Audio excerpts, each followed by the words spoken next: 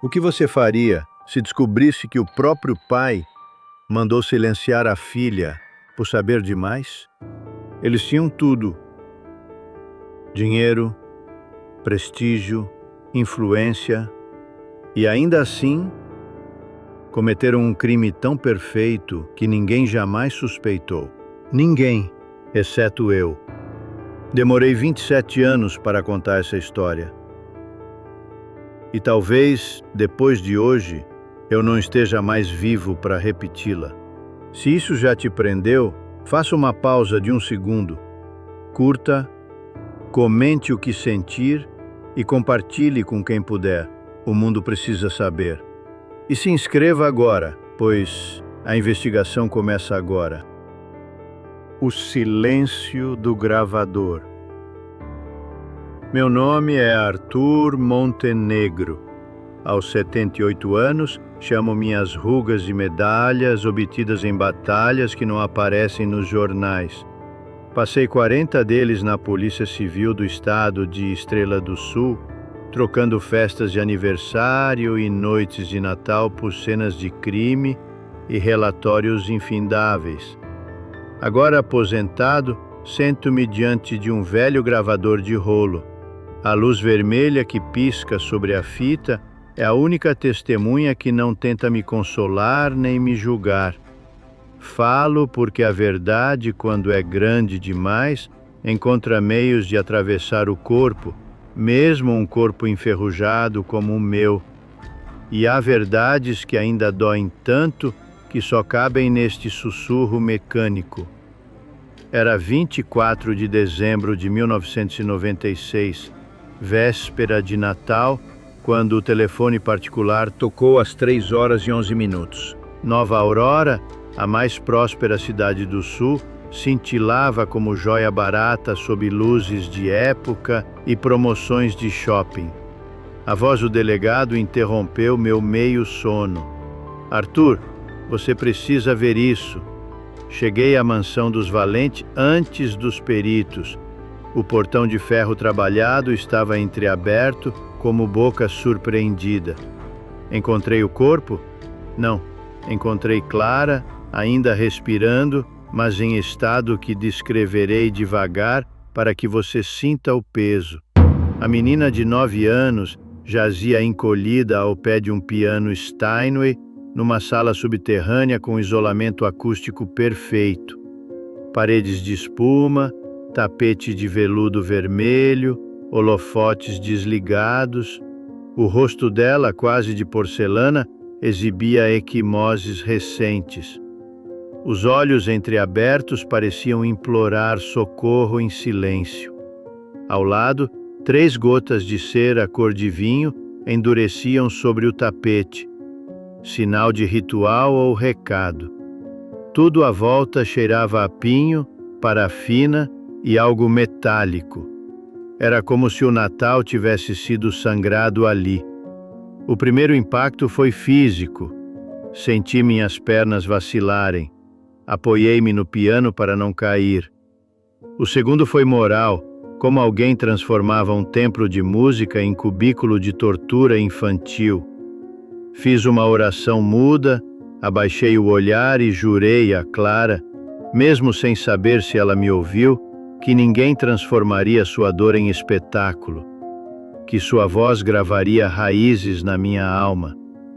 Na época, chamavam-me Velha Raposa. Diziam que eu cheirava o crime antes do crime acontecer. Mas raposas também sangram, e aquela visão... Mas raposas também sangram. E aquela visão abriu cicatriz esquecida, a lembrança da minha própria filha, Laura, morta aos 5 anos, atropelada por um bêbado que nunca foi punido. A impotência de então retornou, mas desta vez, algo rugiu dentro de mim. Desta vez eu lutaria até quebrar os dentes. O cenário era teatral demais para ser casual. Sobre a tampa do piano, um buquê de flores artificiais. Na estante, uma partitura de Debussy marcada a lápis. Na prateleira, um espaço vazio onde claramente faltava um troféu recente. Os sensores de movimento estavam desligados. Câmeras internas exibiam falhas rítmicas de 2 segundos a cada 10. Cortes cirúrgicos destinados a eliminar o momento em que Clara fora arrastada até ali. Engenheiros de áudio posteriores confirmariam que alguém editou a trilha em tempo real.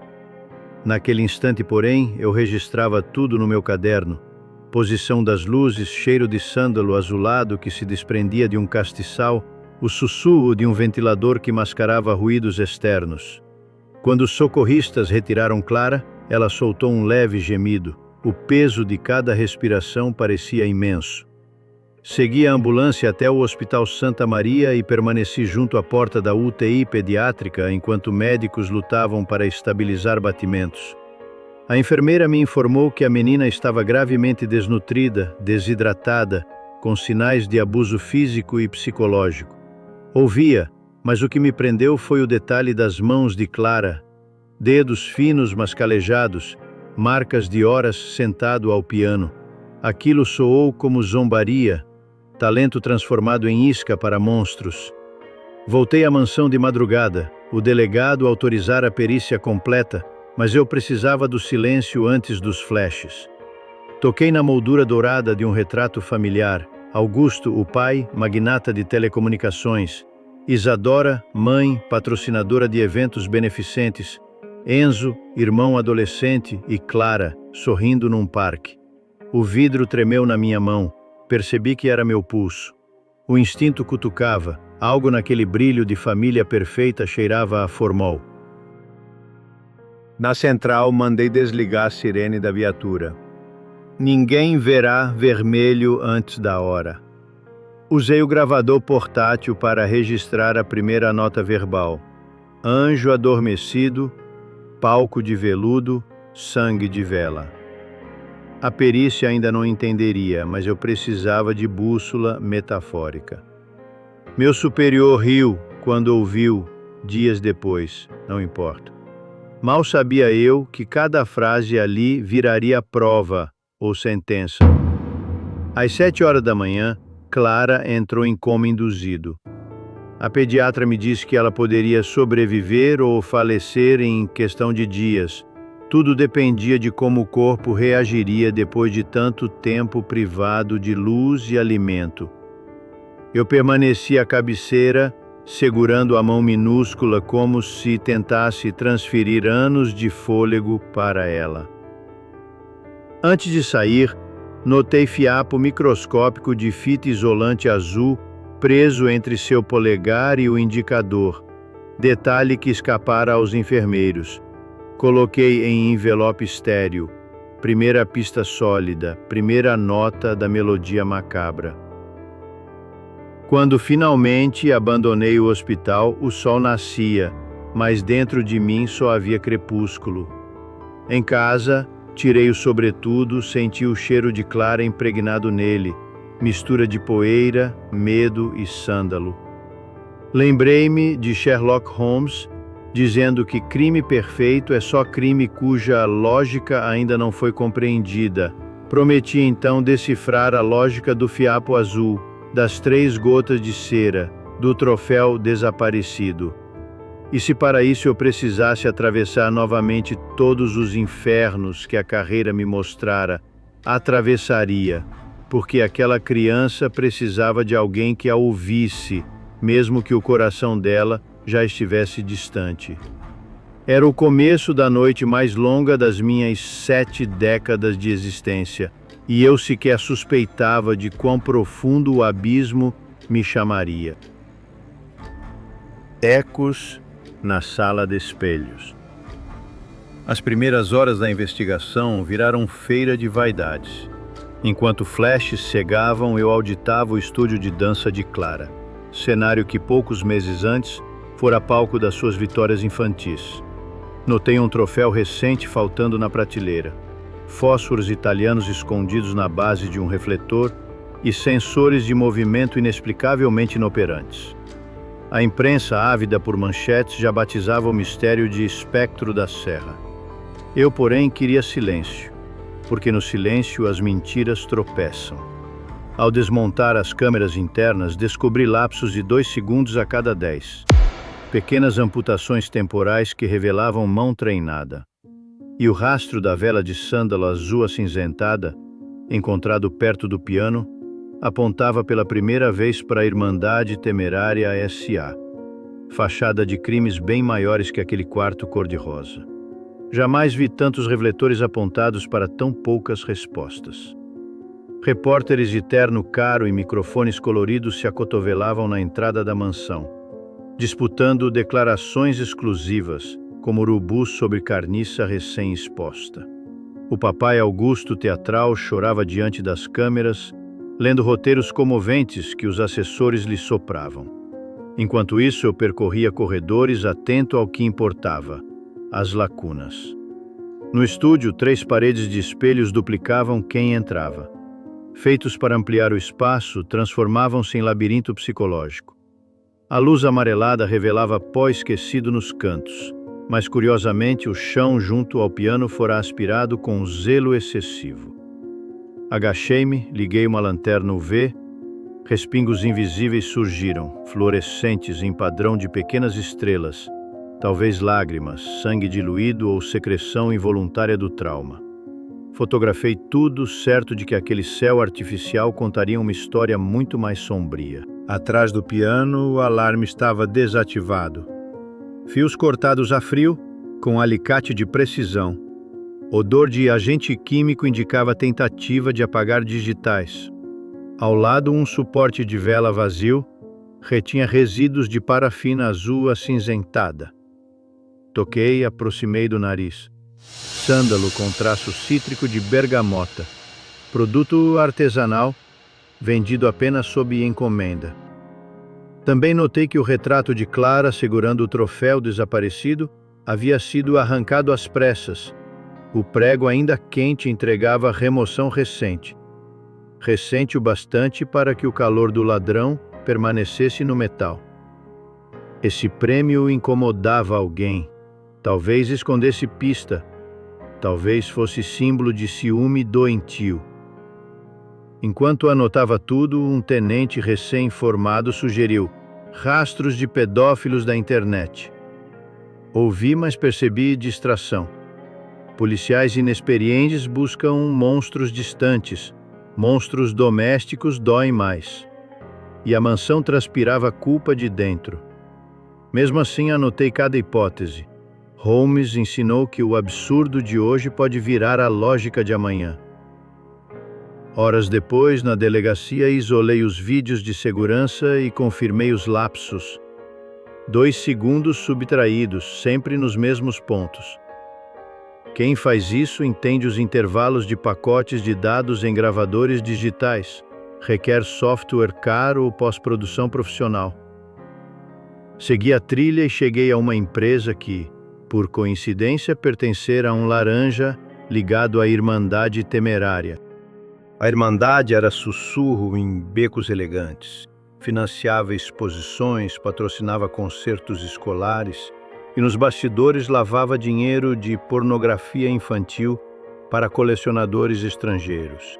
Ninguém falava alto. Processos por difamação brotavam como erva daninha. Eu já topara com esse nome anos antes em caso arquivado por falta de provas. Agora emergia no epicentro do sofrimento de Clara, pulsando como ferida infeccionada que nunca cicatrizou. Voltei ao estúdio à noite sozinho, desliguei todas as luzes, deixei apenas o clarão da lua atravessar a janela, girei devagar, observando o meu reflexo multiplicar-se, dezenas de Arthurs cansados, cada um carregando a culpa de não chegar a tempo para crianças perdidas. Então, na penumbra, ouvi um estalo, não de madeira, mas do meu próprio peito. Um soluço irrompeu, soco no espelho, rachou como fina camada de gelo. Sangue escorreu do punho, oferta muda à menina que talvez jamais voltasse a dançar. Prometi diante daquele vidro trincado transformar cada reflexo em soldado contra o mal. Cercado pelos ecos de mim mesmo, compreendi que o maior inimigo era a ilusão tecida por salões suntuosos para encobrir carne pútrida das elites. Eu precisaria de mais do que evidências físicas. Teria de despir a narrativa, arrancar holofotes, cuspir na farsa. E foi ali, tarde da noite, com a lua refletida nas lascas do espelho, que o caso deixou de ser investigação e se tornou minha redenção pessoal. As notas invisíveis. O laudo técnico do piano revelou aquilo que meu instinto já murmurava desde a primeira visita. Havia grafite em cordas específicas do Steinway. Não era poeira comum, nem desgaste natural. Era interferência. E não qualquer uma. Era preciso habilidade extrema, quase artesanal, para adulterar cordas de um piano de concerto sem danificá-lo.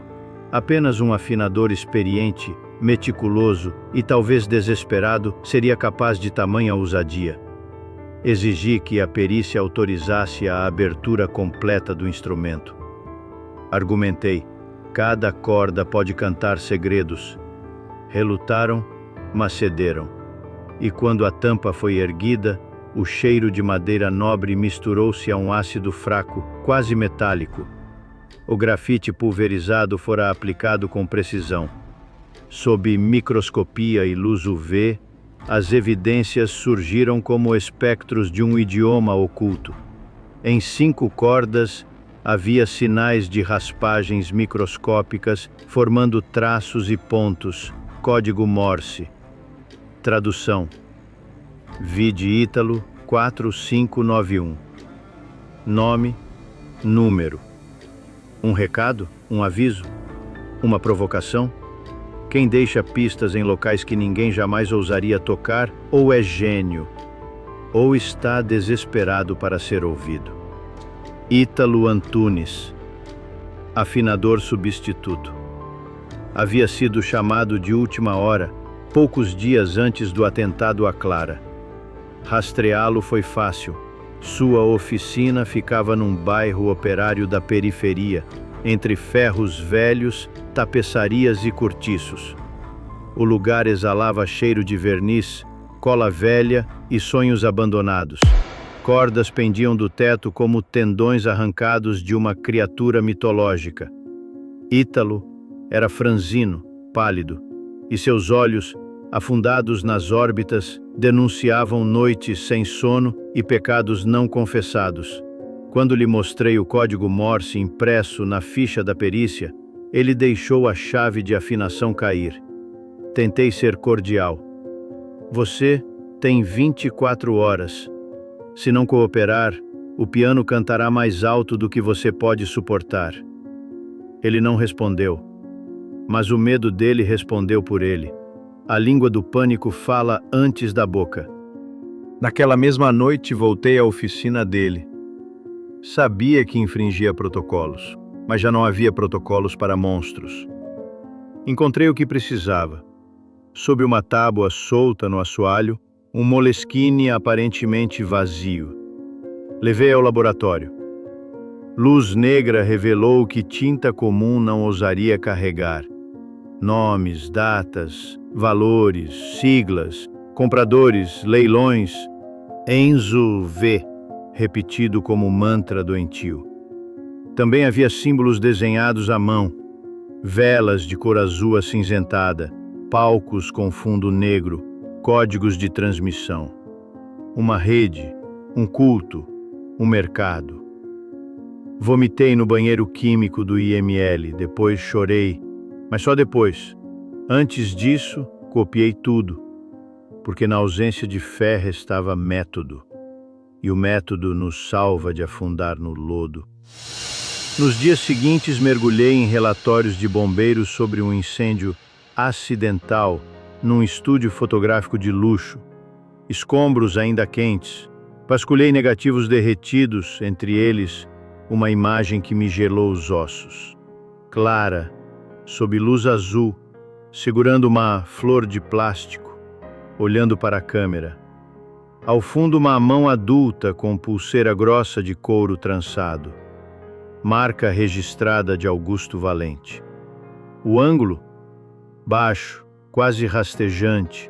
Olhar voyeurístico, predatório. Clara parecia confusa, Não havia medo puro ali, mas sim aquele híbrido entre a confiança e o desconforto. Aquilo me partiu como vidro no asfalto. Dias depois, mergulhadores da perícia encontraram no lago artificial da mansão uma pulseira idêntica à da imagem. Não no pulso, mas submersa no lodo, marcada com digitais de Enzo. Pergunta inevitável: pai jogando culpa no filho ou filho sacrificando o pai? Não importava ainda a resposta. Importava reconhecer que a família Valente dançava sobre um abismo. Resolvi seguir o dinheiro. Mapas de patrocínios culturais, cruzamentos de CNPJs, eventos beneficentes. Encontrei os Valente em quase todos: orquestras infantis, bolsas para jovens artistas, mostras fotográficas sobre a inocência do olhar. Disfarces, mera lavagem. Descobri transferências para a Irmandade Temerária ocultas como compras de instrumentos. O rosto filantrópico da família era só maquiagem sobre o crânio pútrido. O quebra-cabeça se formava. Uma rede que caçava crianças talentosas, músicos, bailarinas, pintores, sob promessas de fama. Algumas desapareciam em acidentes cuidadosamente encenados. Outras figuravam em catálogos privados, oferecidas como experiências estéticas extremas. A palavra arte como detergente para a crueldade. E o nome Valente, por décadas sinônimo de hospital infantil, agora ardia em meus relatórios como marca de ferro em pele inocente. Voltei a Ítalo. Dessa vez, ele já não sustentava a mentira. Entregou um pendrive criptografado. Chorou. Confessou que fora coagido. Augusto financiava tudo. Enzo, aos 18, já dirigia câmeras. Ítalo era o elo técnico, calibrava os pianos para esconder microfones e sensores. Ameaçaram sua família. Ele deixou o código Morse no Steinway com um pedido de socorro como confissão em silêncio. Clara confiava em mim e eu falhei. Sentei no meu escritório diante da lâmpada única. Abri o pendrive. Diários, transações, mensagens cifradas, fotos. A verdade gritava, mas em frequências que só alguns poderiam ouvir. E foi naquele silêncio cheio de vozes que eu compreendi. A cada nota falsa que deixássemos passar, uma criança morria. Era hora de afinar minha coragem até o limite da ruptura. Porque agora não era só sobre justiça, era sobre impedir que aquela sinfonia de horror ganhasse bis. O concerto das sombras. Pedi aposentadoria relâmpago para agir nas sombras. Sabia que sem o peso do crachá, poderia me infiltrar onde a luz da instituição não alcançava. Aposentei-me no papel, mas não no sangue. Sabia que a próxima etapa exigiria mais que protocolos. Exigiria astúcia de caçador ferido, fome de justiça e um tipo de coragem que só os velhos que perderam tudo conseguem carregar. Assinei os papéis em silêncio, entreguei a arma regulamentar com um aperto no coração, não pelo ferro em si, mas pelo peso histórico de encerrar oficialmente um ciclo que me custara tanto. Sem alarde, voltei às origens. Peguei minha velha Colt 45, herança do meu avô federalista, guardei no coldre de couro ressecado e preparei-me para invadir a Toca dos Lobos. O primeiro destino era o Harmonia Azul, um clube restrito, fachada elitizada para amantes de música clássica, localizado nos arredores de Nova Aurora.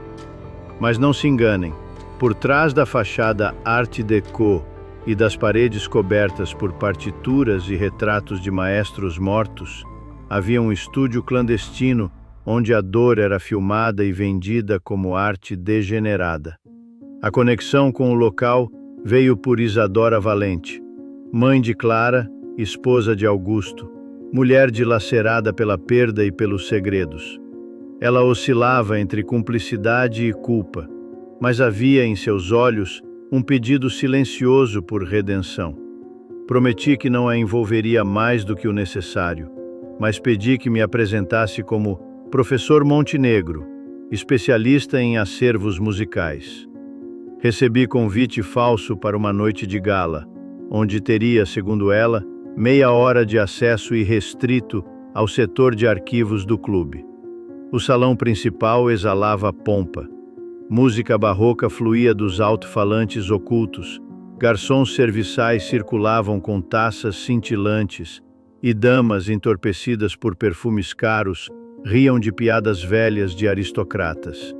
Crianças uniformizadas tocavam violino num palco iluminado, encenando o papel de prodígios artísticos. Ironia cruel, anjos tocando para demônios.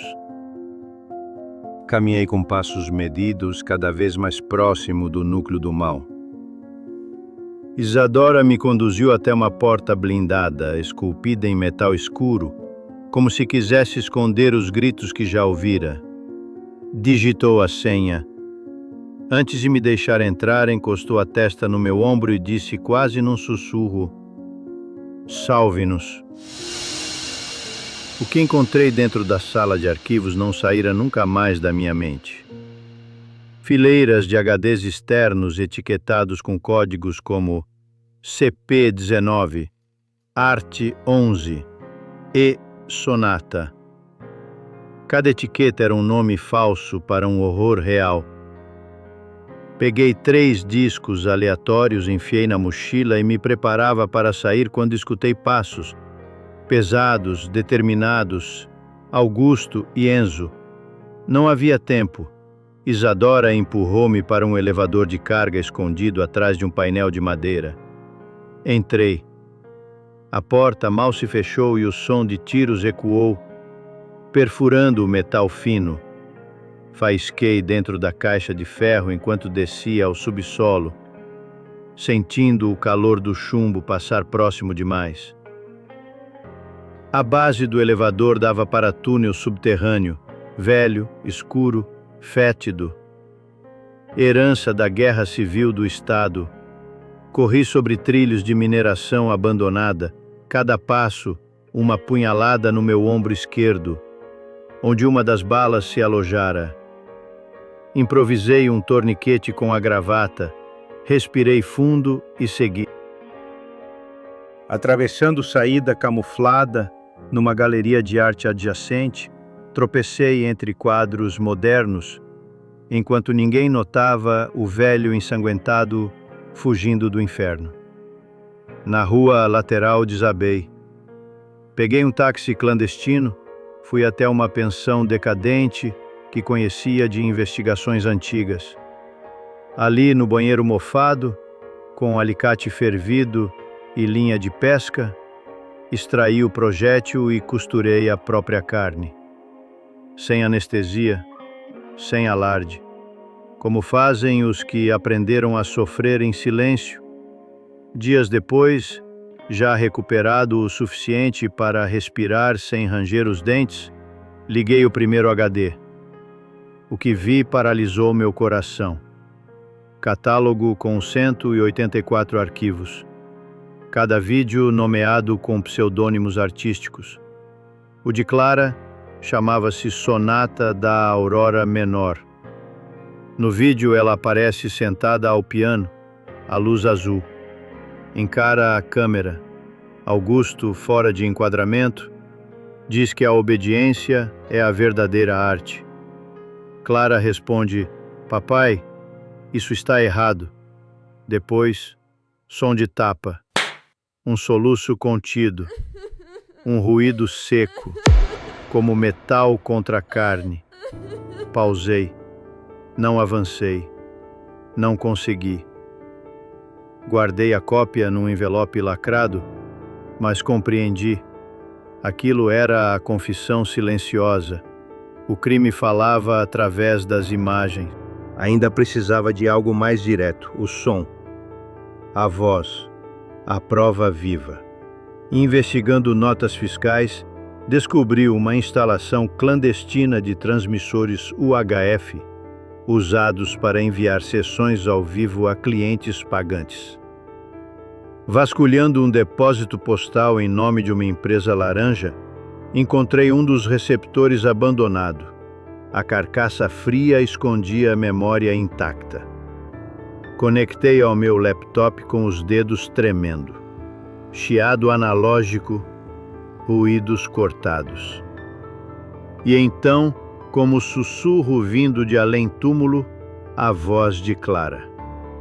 Papai, isso está errado. A ordem fria de Augusto. O golpe abafado. O som exato da alma sendo estilhaçada. Ali estava a confissão viva. A orquestra do horror havia tocado sua nota final e eu tinha a gravação. Mas também sabia, ao dar play naquela verdade, estava assinando minha própria sentença. Era uma guerra contra monstros que se banhavam em imunidade. E eu, um velho ferido, precisaria abrir todas as trincheiras da alma para enfrentar a noite que se aproximava. Clara não morreria mais uma vez. Não em silêncio. Não sob meu olhar. O andante da verdade. No aniversário de morte de Clara, exatamente à meia-noite, programei o vazamento simultâneo, uma sinfonia de revelações orquestrada milimetricamente. O áudio resgatado ecoaria na rádio comunitária do bairro dos Coqueiros. Os dossiês impressos seguiriam para o Ministério Público e Conselho Tutelar. Os vídeos, cuidadosamente editados com trechos não gráficos, mas chocantes o suficiente, seriam disparados a jornalistas independentes e ativistas de direitos humanos. Era uma operação de guerra em tempos de paz. Uma insurgência silenciosa contra um império de mentiras.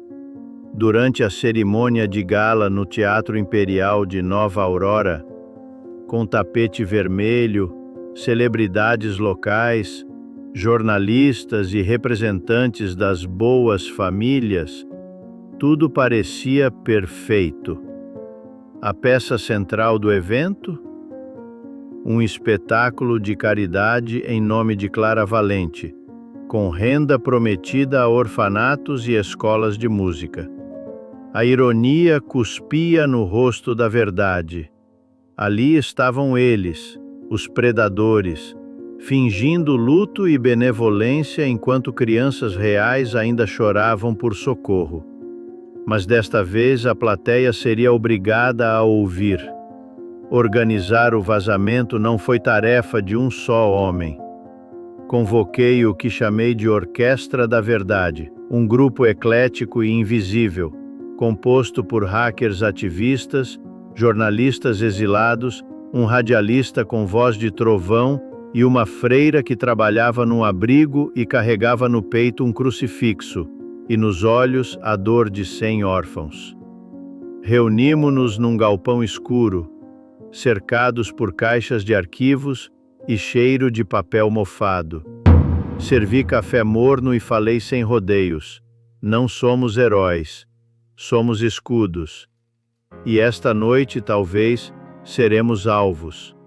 Cada membro recebeu um pendrive lacrado, um horário preciso, uma rota de fuga. Se der certo, o mundo ouvirá Clara. Se der errado, pelo menos terão tentado calar algo que já não se cala. Me infiltrei no Teatro Imperial como técnico de iluminação. Carregava um crachá falso e uma mochila com equipamento improvisado. Circulava pelas passarelas superiores do teatro como uma sombra. Lá embaixo o palco brilhava em dourado e vinho, com um lustre barroco de 400 lâmpadas, cintilando como o céu de um inferno de aparências. Augusto Valente fazia um discurso emocionado, os olhos molhados, a voz embargada, ensaio perfeito do lobo em pele de cordeiro. À sua esquerda, Enzo dedilhava um piano, a mesma peça que um dia ecoara Clara. A plateia chorava. O teatro inteiro respirava a mentira como se fosse ar puro. Meu coração batia no ritmo dos baixos do órgão. Um andante grave, arrastado. O relógio marcava 22 minutos do segundo ato, quando acionei o primeiro sinal. As telas de LED tremularam. Um chiado cortou os alto-falantes. E então, a voz de Clara atravessou o veludo das cortinas, os brilhos das joias, o verniz do teatro. Papai, isso está errado! A plateia congelou. Alguns se entreolharam, confusos. Em seguida, o segundo trecho. Um ruído surdo, um tapa, um choro contido. E, por fim, a voz de Augusto, fria como lâmina. Obediência é arte. Gritos ecoaram, cadeiras se arrastaram, gente desmaiou, o caos se instalou. E mesmo assim a trilha continuou, com um sussurro de Clara como lamento de justiça tardia. Augusto tentou correr. Enzo levantou-se atônito.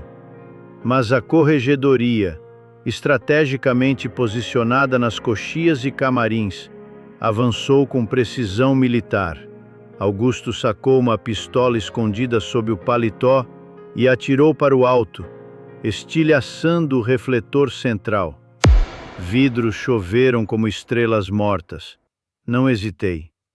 Desci pelas escadas de segurança e num último fôlego, mesmo com o ombro ainda latejando da bala anterior, agarrei o braço dele e apliquei uma velha chave de judô aprendida com meu pai.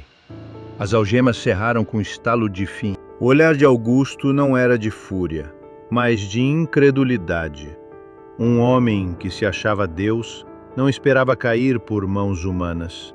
Enquanto ele era levado, a plateia desmoronava entre vaias e lágrimas. Vi mães agarrando os filhos, senhores com mãos trêmulas, uma menina chorando ao piano que Enzo abandonara. O teatro virou altar de verdades. O palco, cova do engano. Ao sair, recebi a notícia. A rádio comunitária que transmitia ao vivo a confissão de Clara havia sido incendiada por motoqueiros mascarados. Corri até lá. Restava apenas fumaça, estilhaços e o som abafado de sirenes. Encontrei a locutora ferida, com o braço em faixas, segurando o microfone como um troféu.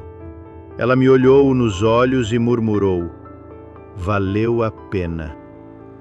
Horas depois, soube que o laboratório forense havia sido invadido, computadores destruídos, frascos arrebentados e, na parede, escrito com tinta vermelha, "O silêncio não morreu." Olhei aquilo e respondi em pensamento: mas agora ele sangra. Recolhi fragmentos de HDs, enchi um saco com pedaços do que restara da investigação. Sabia que a batalha jurídica seria longa. Os aliados dos Valente ainda estavam lá, sorrindo nos bastidores do poder, escondendo-se sob togas e gravatas. Mas já não poderiam mais fingir inocência. Naquela noite, dormi. Pela primeira vez em anos, dormi 6 horas inteiras e sonhei.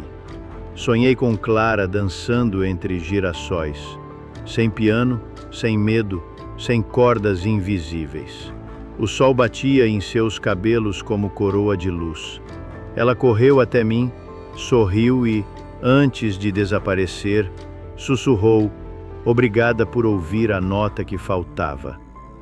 Acordei com lágrimas escorrendo pelo rosto, mas não eram lágrimas de dor, eram de libertação, porque entendi, enfim, que quando a justiça canta, ainda que em andante, ela ressoa mais alto que qualquer mentira. As feridas entre compassos. Combater monstros expostos à luz é só metade da batalha. A outra metade, a mais lenta e ardilosa, acontece nos corredores frios da justiça. Mal a confissão de Clara ecoou pelo mundo, batalhões de advogados surgiram como sombras vestidas de Armani. Tentaram de tudo: anular provas, impugnar testemunhos, distorcer narrativas, acusar-me de manipulação midiática. Alegaram que os vídeos eram deepfakes emocionais, construídos por inteligência artificial.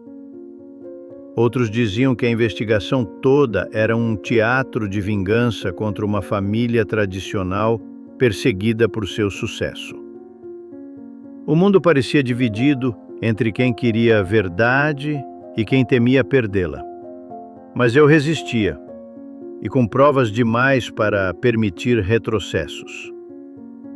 Ítalo Antunes, o afinador quebrado pelo medo e pelos segredos que escondeu nas cordas de um Steinway, foi preso sob custódia preventiva. A imprensa sensacionalista o pintou como o mestre dos horrores harmônicos, ignorando contextos, pressões e coações. Enclausurado e exposto como monstro, Ítalo não suportou. Cortou os pulsos com pedaço de espelho da cela. Sobreviveu por minutos suficientes para, em sangue, deixar escrito na parede: "Desculpa, Clara." Fui até a enfermaria. Lá estava ele, entubado, pele cinza, olhos marejados. Apertei sua mão, magra, fria, mas viva. Ele piscou, uma só vez, talvez agradecendo, talvez perdoando-se. Morreu naquela madrugada. Sua morte me perseguiu nos sonhos, não pela culpa, mas pela confirmação de que até os peões arrependidos viram sacrifício no tabuleiro dos poderosos. Enzo, por outro lado, explodiu por dentro. Passou a viver com medo, trancado em presídio de segurança máxima. Recebia bilhetes cifrados, ameaças veladas e, certa vez, uma cesta de frutas com um telefone celular escondido e um aviso: "Se abrir a boca, sua mãe dança com os mortos." Mesmo assim, numa madrugada chuvosa, gravou sua confissão escondido na capela do presídio. A voz tremia, os soluços cortavam a clareza da fala, mas a essência estava ali. O projeto artístico para colecionadores, obras fílmicas que captavam sofrimento infantil como se fossem experiências estéticas. A dor vibrava como cordas de piano.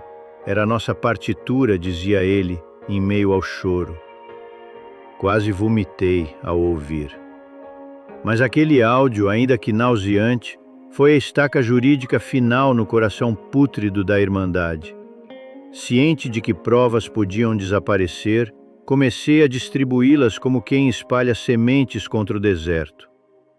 Compilei 28 gigabytes de vídeos, laudos, chats criptografados e recibos digitais. Dividi em shards, criptografei com múltiplas chaves, escondi pendrives de titânio em cofres na Islândia, Suíça e Uruguai.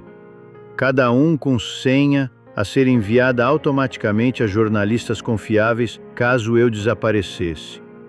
Isso me deu um senso estranho de tranquilidade, como se deixasse uma vela acesa no escuro, mesmo sabendo que alguém poderia soprá-la. Mas os inimigos não dormem. Numa das últimas noites de investigação ativa, segui uma pista sobre um depósito abandonado nos arredores industriais de Nova Aurora. Ao entrar, luz fraca, cheiro de parafina e uma sequência de estantes com caixas rotuladas como cenografia ritual. Antes que pudesse fotografar tudo, fui atacado. Um homem mascarado, com o rosto coberto por pano azul escuro e lâmina longa nas mãos, investiu contra mim com precisão treinada. Lutei, escorreguei em óleo derramado e levei um golpe diagonal do ombro até a lateral do quadril. Consegui reagir. Disparei no joelho dele e fugi rastejando até a saída de emergência. A cicatriz que ficou arde até hoje, não pela dor, mas pela lembrança do olhar por trás da máscara, vazio, sem alma, só missão. Semanas depois encontrei uma das últimas peças desse quebra-cabeça de horrores, a fábrica clandestina das velas azuis. Fiquei parado na porta, encarando as paredes cobertas de retratos infantis e frases escritas com carvão. Ao centro, um altar com instrumentos quebrados, entre eles um violino infantil manchado de cera. O cheiro era doce e enjoativo, como perfume cobrindo o cadáver. Participei da operação que destruiu tudo. Quando vi as chamas consumirem a última prateleira, jurei nunca mais acender uma vela aromática na vida. O julgamento final durou 93 sessões. O tribunal se tornara palco de revelações diárias. A cada vídeo, a cada testemunho, o disfarce da Irmandade Temerária se despia como roupa velha apodrecendo ao sol. O juiz, homem austero e aparentemente frio, encerrou a última audiência com citação de Shakespeare. Há um divã no inferno para quem traumatiza a inocência. Augusto Valente foi condenado a 34 anos.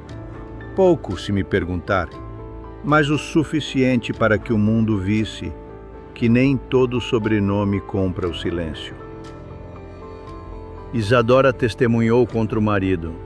Seus olhos estavam secos, mas seu corpo tremia como um galho antes de cair. Quando a sentença foi lida, ela tombou nos meus braços, esgotada, aliviada, devastada. O Steinway restaurado voltou a ser um instrumento de esperança. Levei-o a um orfanato modesto no subúrbio. Quando o colocaram na sala de atividades, crianças se aproximaram com timidez. Uma menina tocou uma tecla, outra respondeu com uma sequência errada e gargalhadas encheram o ambiente. Sob a tampa do piano, colei discretamente um bilhete. Escutem sempre além do som. Me afastei, sem pressa, e sentei-me sob um jacarandá. Ouvi ao longe as notas desafinadas e o riso livre das crianças, e então, pela primeira vez, chorei não de dor, mas de paz. Clara estava ali de algum modo, tocando, não para monstros, mas para quem ainda merece música. Coda em sussurro. Chegamos ao compasso final. Mas quem conhece música e memória sabe.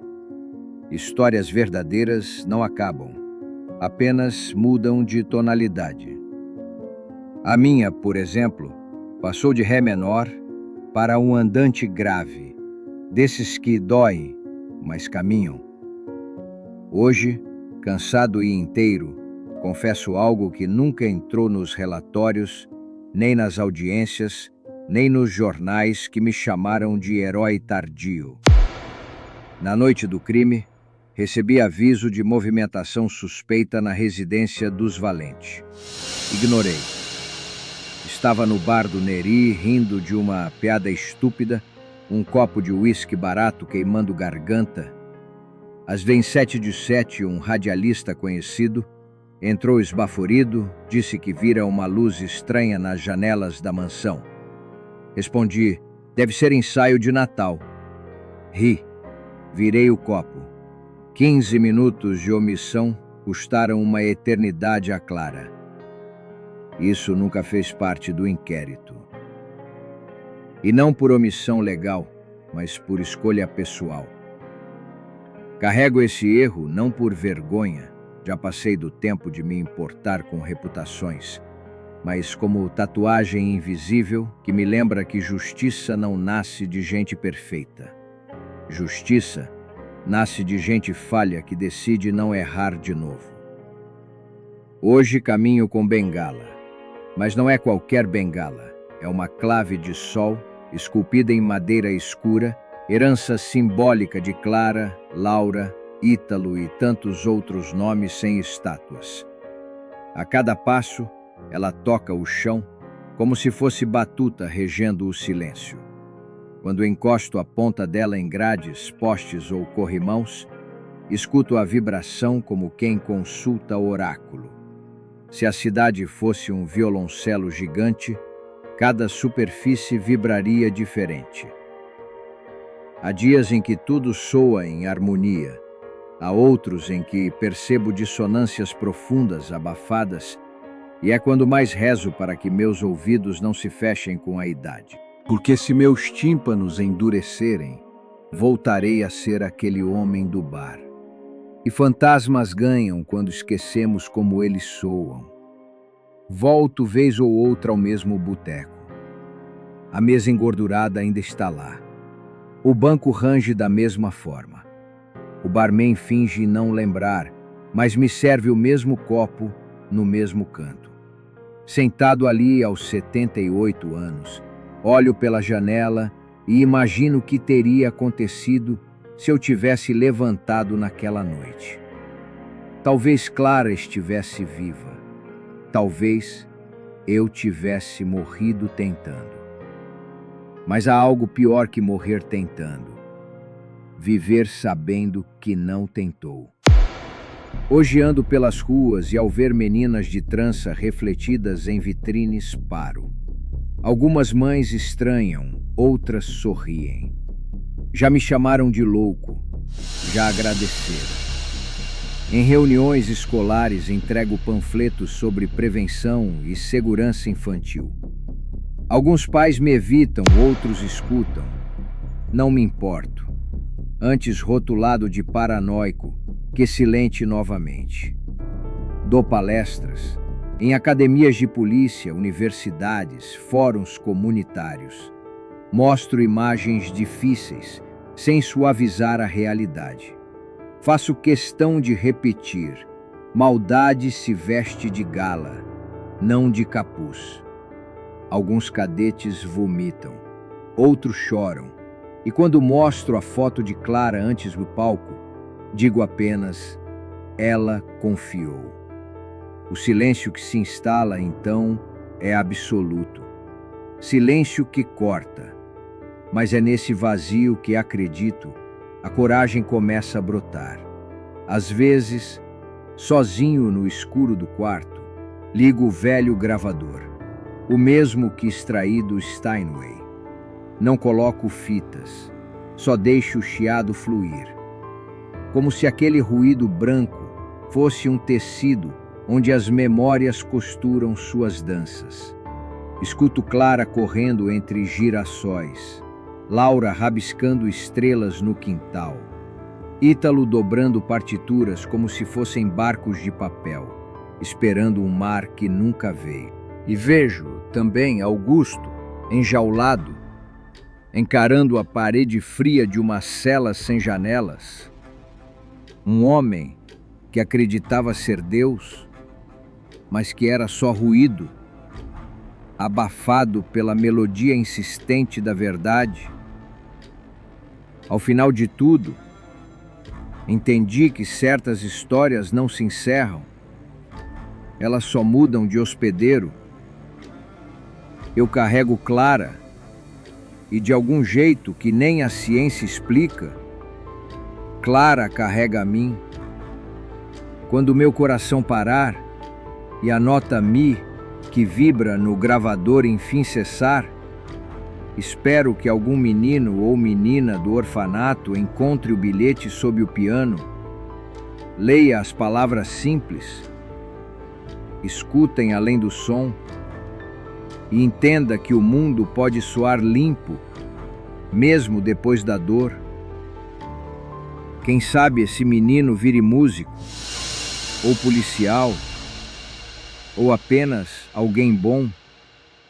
E se for assim, mesmo enterrado, Estarei vivo em cada acorde, em cada gesto de proteção, em cada adulto que se recusar a silenciar os sussurros das crianças. Sherlock me ensinou lógica, mas foi a vida quem me ensinou compaixão. Dedução sem empatia vira arrogância.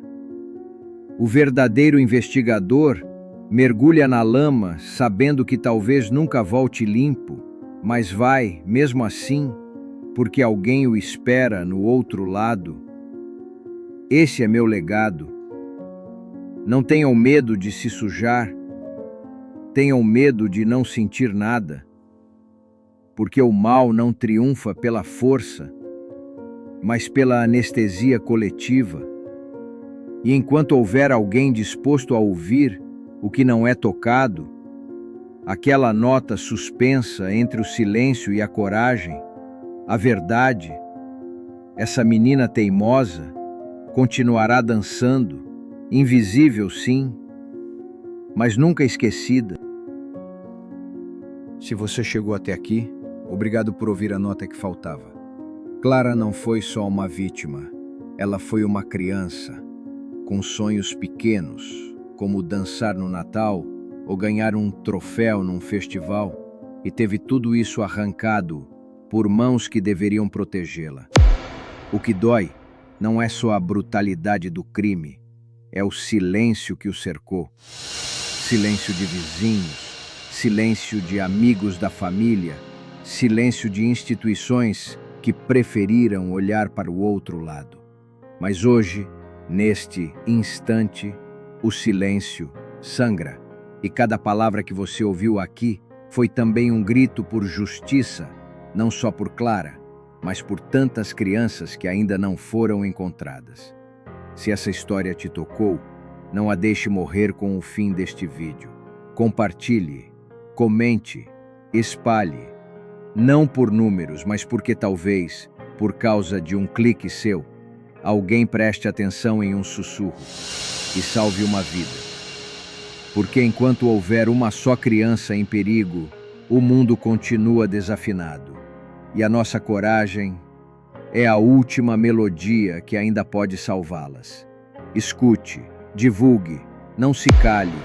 A verdade agora está nas suas mãos.